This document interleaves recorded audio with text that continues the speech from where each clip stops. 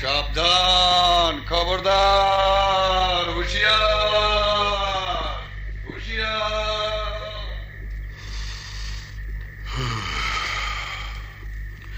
সবাই ঘুমিয়ে পড়েছে। দূরে প্রহরীদের হাক ডাক শোনা যাচ্ছে। আমার চোখে ঘুম নেই। আমি কেন ঘুমোতে পারছি না তা নিজেও জানি না। কতগুলো মুখ বারবার আমার চোখের সামনে ভেসে ওঠে। তাই রাতে জেগে কবিতা লিখি। যদি জানতাম, যদি বুঝতাম পীড়িতের জ্বালা, সকলের ডাকি বারবার বলতাম, পীড়িতি করো না, পীড়িতি, পীড়িতি নেই আর। আলী সাহেব, আলী সাহেব, কাল্লু, তোমাকে কতবার বলেছি আমাকে আলী সাহেব আলী সাহেব বলে ডাকবে না। হুজুর, আমি বুড়ো মানুষ, ভুল হয়ে গেছে। তুমি জানো না আমি গভীর রাতে কবিতা লিখি? জানি হুজুর। তাহলে তাহলে অমন খুব খুব করে কাছে এসেছো কেন? তোমার ওই বিদঘুটে কাশি আমার সমস্ত চিন্তা ভাবনা পন্ডু করে দিয়েছে। খুব অন্যায় করে ফেলেছি হুজুর। এখন বেরিয়ে যাও। যাচ্ছি হুজুর। হুজুর, আবার কি বলতে চাও? না, মানে আপনাকে একটা কথা বলতে এসেছিলাম। কি কথা? আপনার বাগদত্তা। আমার বাগদত্তা? হ্যাঁ হুজুর। বলো বলো কাল্লু। না, এখন থাক হুজুর, আপনি কবিতা রচনা করেন, আমি বরং সকালে আসবো। সকালে কেন? এখন বলো। হুজুর, এখন বললে আপনার কবিতার লেখা ডিস্টার্ব হবে। কাল্লু, আমি এখন কবিতা লিখবো না। তুমি বলো, তুমি বলো, সে অপরূপা জারিন, জারিন কি আমার প্রস্তাবে রাজি হয়েছে? ইস, কি বিশ্রী কাশি, গলা পরিষ্কার করবে। একবার খুব খুব করছো, একবার গলা পরিষ্কার করছো। আমার কিন্তু দেরি সহ্য হচ্ছে না। বলছি হুজুর। বলো বলো। আপনার পছন্দের পাত্রী জারিন নয়, তার পিতা মাতা সবাই আপনার বিয়ের প্রস্তাবে রাজি হয়েছে। সত্যি সত্যি বলছো কাল্লু? আমি সামান্য চাকর হতে পারি হুজুর, কিন্তু আমি জীবনে কখনো মিথ্যা কথা বলি না। জানি জানি কাল্লু, তুমি মিথ্যে কথা বলো না। উফ, আমার আমার মন চাচ্ছে পাখির মতো আকাশে উড়ে বেড়াই। ইস, কি খুশি লাগছে। আমি কবিতা লিখবো। যদি জানতাম ভালোবাসা কত সুখ, তবে তার দৃষ্টি থেকে কোনোদিন ফিরাতাম না আমার মুখ। কেমন হয়েছে কবিতার লাইনটি? কেমন হয়েছে বলো কাল্লু, বলো কেমন হয়েছে? এটা কোনো কবিতা হলো? হ্যাঁ, শুধু সুখের সাথে মুখের মিল, ইহা ছাড়া গভীর কোনো কথা নেই, মাত্রাও ঠিক নেই। কি হলো, কি ভাবছো কাল্লু? না, মানে কি আর ভাববো হুজুর। কাল্লু, জারিন আমার স্বপ্ন, আমার সাধনা, সে আমার প্রস্তাবে রাজি হয়েছে। জারিন আমার বাগদত্তের স্ত্রী। উফ, আমার খুশির সীমা নেই। না মানে? আহা, মানে মানে করছো কেন? তোমার মুখ দেখে মনে হচ্ছে তুমি তেমন খুশি হতে পারোনি। আর পারবে কি করে? তোমার বয়স হয়েছে, তোমার মনে কোনো আনন্দ উল্লাস নেই। আজ আমি আনন্দ করব, নর্তকী শামশেদের ওখানে যাব। অনেক দিন ধরে শামশেদের নাচ দেখি না, গানও শুনি না। হুজুর, বলো বলো বলো কাল্লু। নর্তকী শামশেদ আপনার প্রেমে মশগুল। হ্যাঁ, তাই নাকি? হ্যাঁ হুজুর। হতে পারে। শামশেদ মেয়েটা খুবই চমৎকার, নর্তকী হলেও তার অনেক গুণ। সে খুব দরদ দিয়ে গান গায়, মনে হয় তার কণ্ঠে স্বর্গের সুধা ঝরে। হুজুর, সামনে আপনার বিয়ে। হ্যাঁ হ্যাঁ, আমাকে সাবধান হতে হবে। তবে তবে আবার কি হুজুর? কাল্লু, কেন জানি আজ বারবার সেই নর্তকী শামশেদের কথা মনে পড়ছে। শামশেদ, শামশেদ।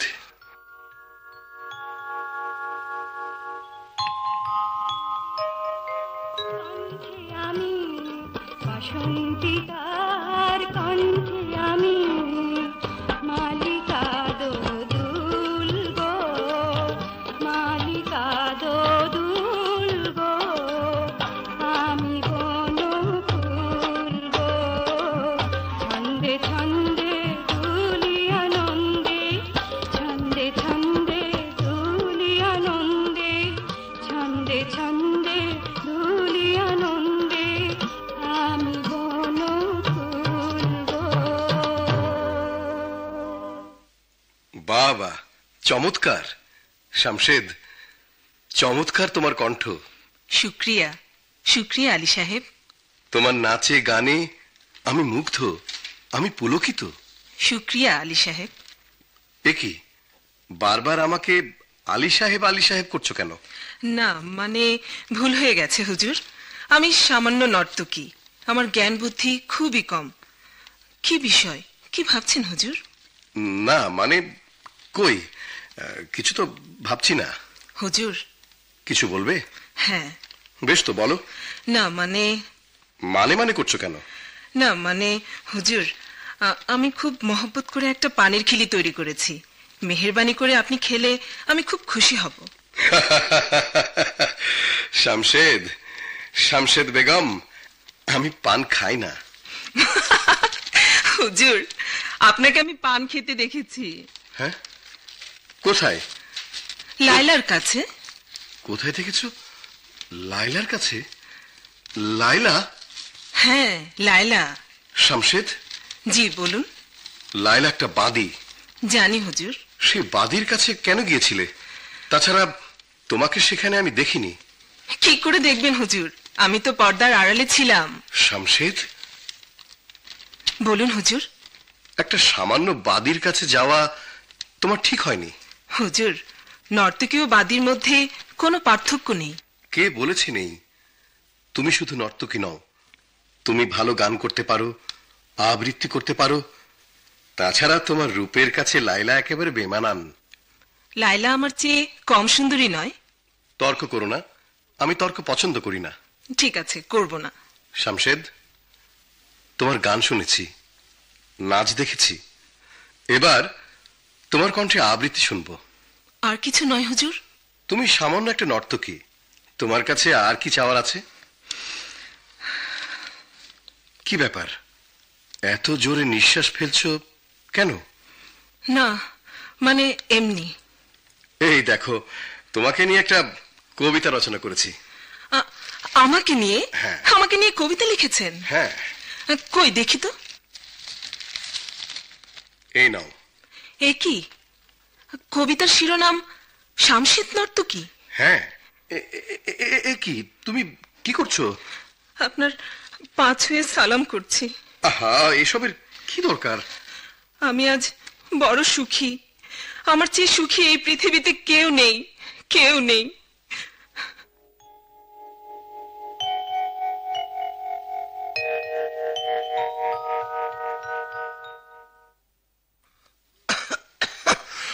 হুজুর। হুজুর, আপনি বোধহয় এখনো শামশেদের কথাই ভাবছেন। না মানে হ্যাঁ। পাখর। কিছু বললে? কি হলো, কথা বলছো না কেন? আমার মনে হয়। কি মনে হয় হুজুর? তুমি আমাকে বিশ্বাস করো না। বিশ্বাস করব না কেন? তুমি এই বাড়ির পুরনো চাকর, তোমার কাছে কোনো কিছু অজানা নাই। হুজুর। বলো। মানে আপনি কি লায়লার কথা ভুলে গেছেন হুজুর?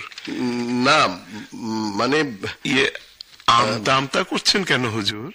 লায়লার কথা বলবে না। কেন হুজুর? ও একটা মায়াবিনী প্রেতাত্মা। মায়াবিনী প্রেতাত্মা? হ্যাঁ।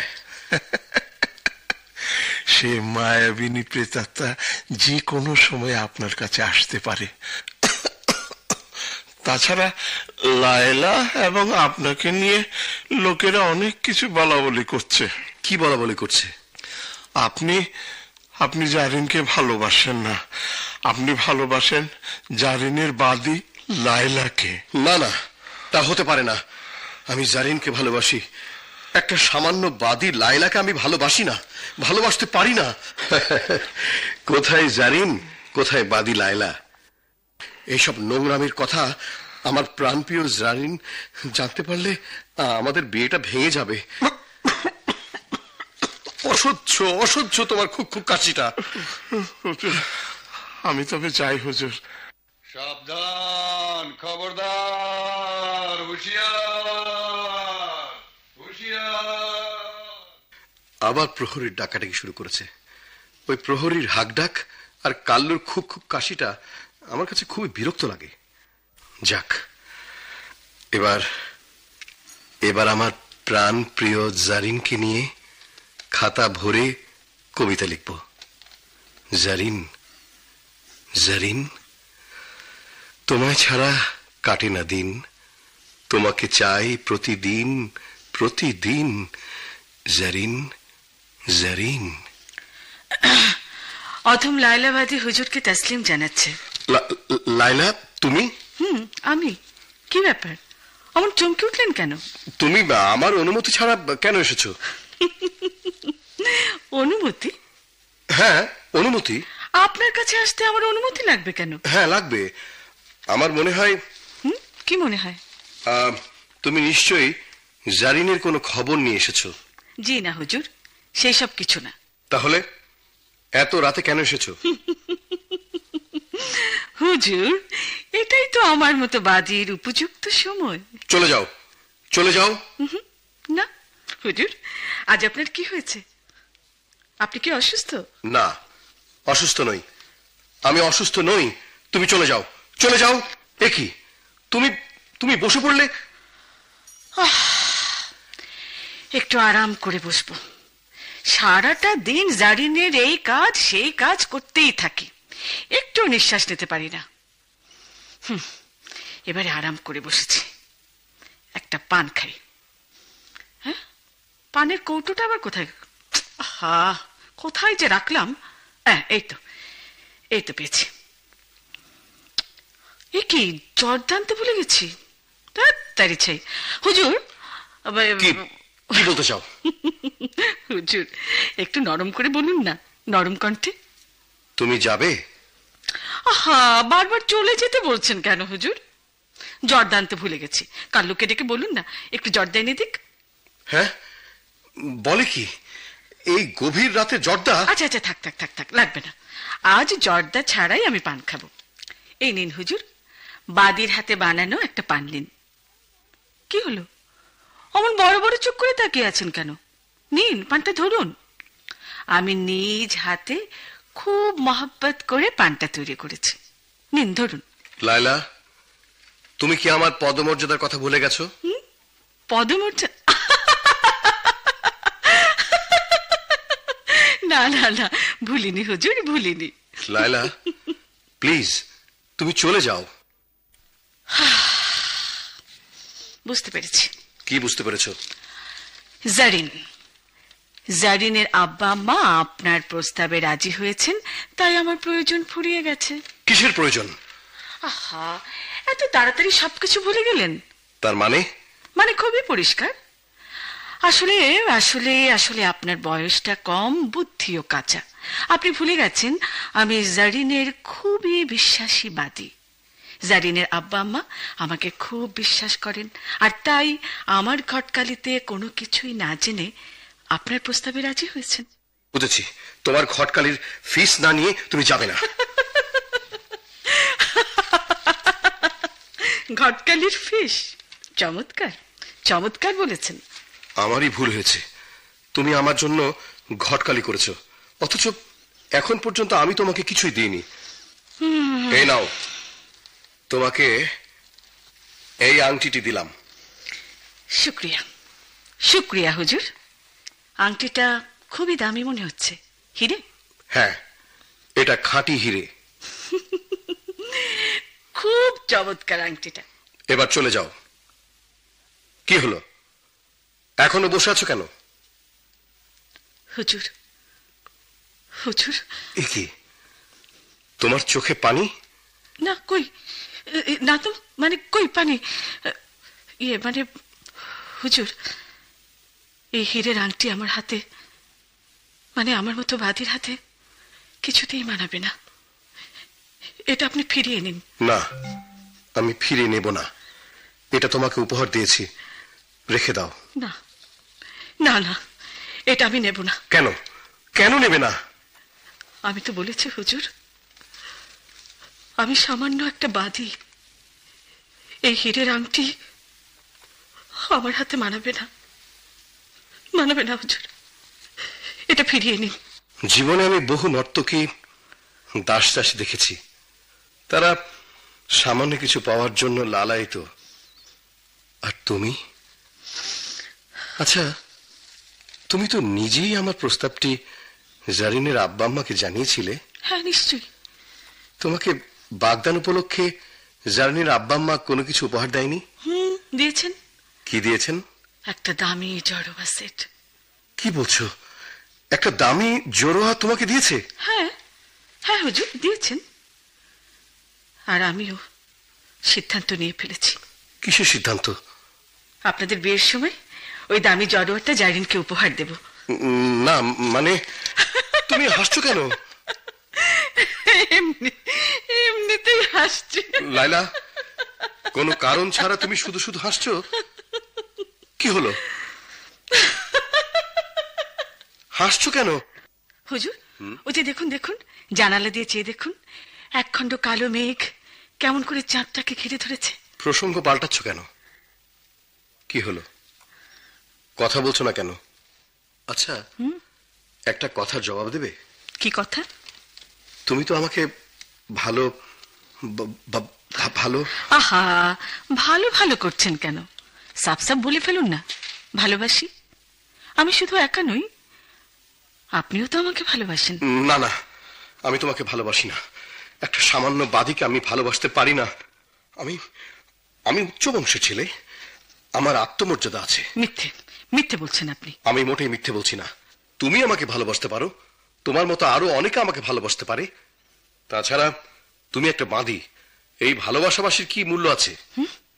কোনো মূল্য নেই। না, কোনো মূল্য নেই।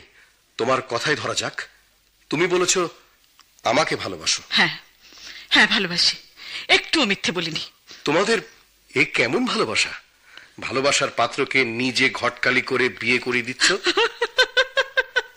হাসছো কেন? আমি আপনাকে আগেই বলেছি হুজুর, আপনার বয়স কম, বুদ্ধিও কম। তার মানে? আপনি এখনো বোঝেননি, আপনার সাথে জারিনের বিয়ে হলে আমি জারিনের বাদী হয়ে সারাটা জীবন আপনার সংসারে আপনার ছায়াতে থাকতে পারবো। তার মানে তোমার ভালোবাসা পাকাপাকি করতে চাও? হ্যাঁ, হয়তো তাই। আমি আমি তোমাকে জারিনের সাথে আসতে দেব না। আপনি তা পারবেন না হুজুর। কেন পারবো না? তার আগে বলুন, আমাকে নিয়ে আপনার এত ভয় কিসের? ভয়? ভয় করবো কেন? তাহলে এটা তো সবাই জানে যে এটা একটা সামাজিক প্রথা। যে কোনো মেয়ের বিয়ে হলে তার বাদীও তার সাথে বরের বাড়ি যায় এবং সেখানে মৃত্যুর আগ পর্যন্ত থাকে। জানি, আমি সব জানি, তবুও তোমাকে আসতে দেব না। তাহলে এই কথাটা জারিনের আব্বা আম্মাকে বিয়ের আগেই জানিয়ে দিন। আর দেখুন না তারা কি বলেন। কি বলবেন? আপনি, আচ্ছা বলুন তো, আপনি কেমন কবি? সামান্য এই বিষয়টা বুঝতে পারছেন না, এই জন্যই তো বলি, এই জন্যই আপনাকে বলি আপনার বয়স কম, বুদ্ধিও কম। উফ, সবকিছু এলোমেলো হয়ে যাচ্ছে, আমি কিছুই ভাবতে পারছি না। আচ্ছা থাক থাক, আপনাকে আর কিছুই ভাবতে হবে না। আমি বলছি, আপনি যখনই জারিনের সাথে আমাকে আসতে মানা করবেন, তখন সকলে ভেবে নেবে আপনার সাথে আমার কোনো আপত্তিজনক সম্পর্ক আছে এবং এই বিয়ে ভেঙে যাবে। আপনার কপালে আর জারিন জুটবে না। না, এই হতে দেব না। জারিন ছাড়া আমি বাঁচবো না। জারিন আমার স্বপ্ন, জারিন আমার সাধনা।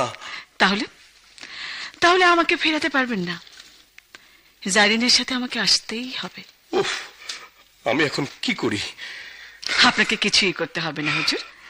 আমি জারিনের সাথে এলে আপনার ভালো ছাড়া মন্দ হবে না। কি যে ভালো হবে আমি সবে বুঝতে পারছি। আসলে আসলে তুমি একটা... আর থামলেন কেন হুজুর? বলে ফেলুন না। আমি এখন কি করি? আচ্ছা আচ্ছা হুজুর, একটা প্রশ্নের জবাব দেবেন? আবার কি প্রশ্ন? আপনি আপনি জারিনকে কতটুকু ভালোবাসেন? হঠাৎ এই প্রশ্ন? না মানে মানে মানে বলছিলাম কি যে মানে মানে মানে মনে করছো কেন? আহা, আপনি তো নর্তকী শামশেদের কাছেও আসা যাওয়া করেন। শামশেদ? শামশেদ, শামশেদ বেগম। এইসব কথা তুমি কোথায় শুনেছো? না, সেটা তো বলা যাবে না। বলবে কেন?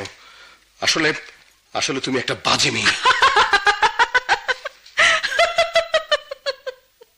হুজুর, হুজুর যে কি বলেন! আমি তো বারবারই বলেছি আমি একজন সামান্য বাদী। আপনি যা ইচ্ছা হয় বলতে পারেন, তবে একটা কথা মনে রাখবেন, আমি হয়তো আপনার মতো অভিজাত বংশে জন্ম নিইনি। তাছাড়া অন্য 10টি মেয়ের মতো আমার তেমন রূপ নেই।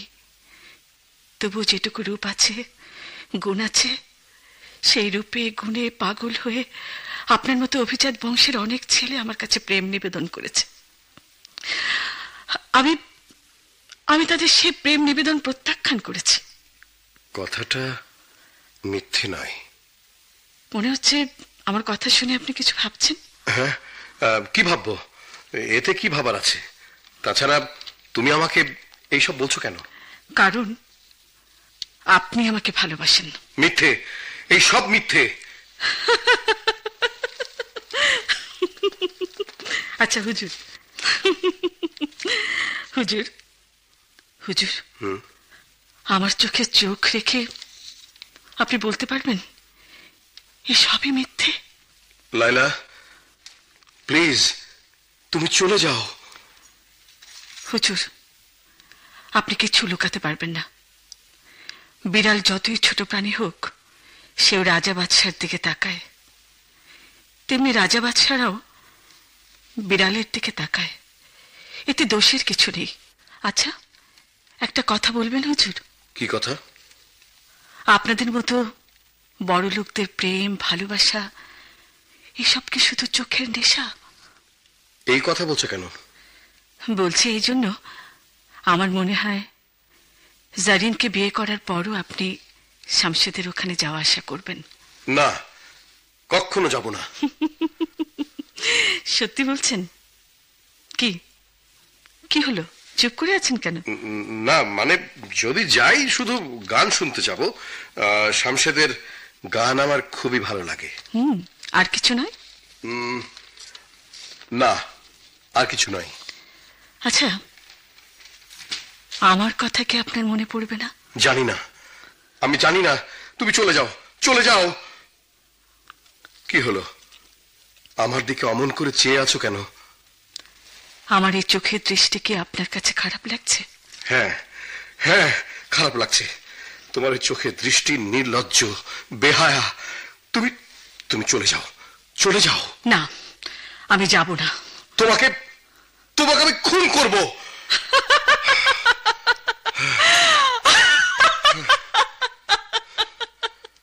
আপনার চরিত্র যা, তাতে আপনি তা পারবেন না, কারণ আপনি একজন কবি।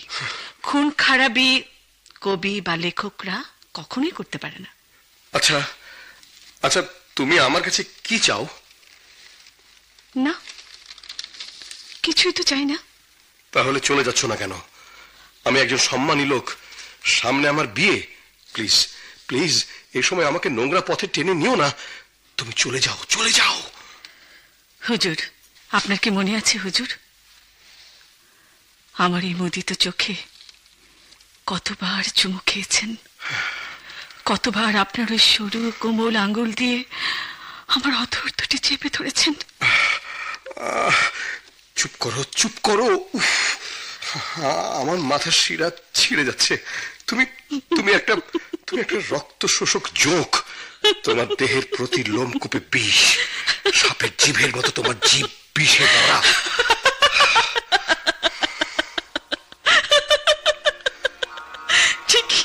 আপনি ঠিকই বলেছেন হুজুর। আমার শরীরে চামড়ার নিচে জ্বলছে লেলিহান অগ্নিশিখা। আমার দিশেহারা চোখ দুটো পারদের মতো টলটল করছে। আজ আমি উন্মাদিনী। আমার অন্তরে বইছে ঝড় তুফান। একি তুমি আমার কাছে এগিয়ে আসছো কেন?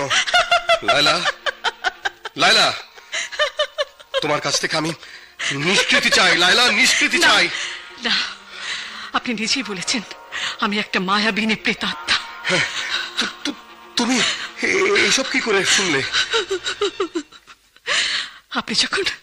আপনি যখন কাল্লুর সাথে কথা বলছিলেন, আমি আড়াল থেকে সব শুনেছি। সব। হ্যাঁ হ্যাঁ, আমি মিথ্যে বলিনি। তুমি সত্যি একটা মায়াবিনী প্রেতাত্মা।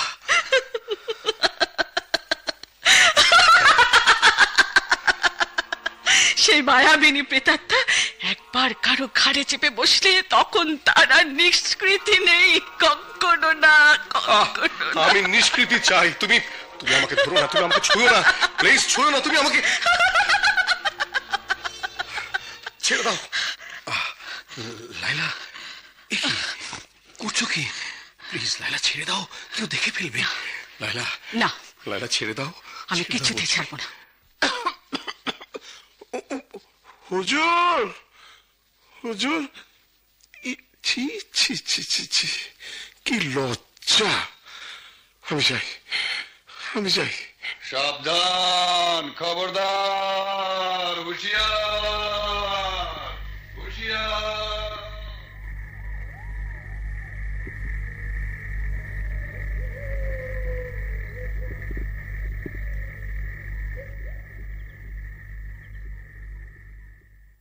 এতক্ষণ মাদি গল্প থেকে নাটকের অভিনয় শুনলেন। বিভিন্ন চরিত্রে অভিনয় করেছেন প্রহরী আবুল কালাম আজাদ, কাল্লু ব্ল্যাক আনোয়ার, শামশেদ ইসমত আরা। আলী ও লায়লার চরিত্রে অভিনয় করেছেন যথাক্রমে কামাল আহসান ও ফেরদৌসী আহমেদ লীনা। নাটকটি সম্পাদনা ও প্রযোজনা করেছেন সিরাজুস সালিকিন।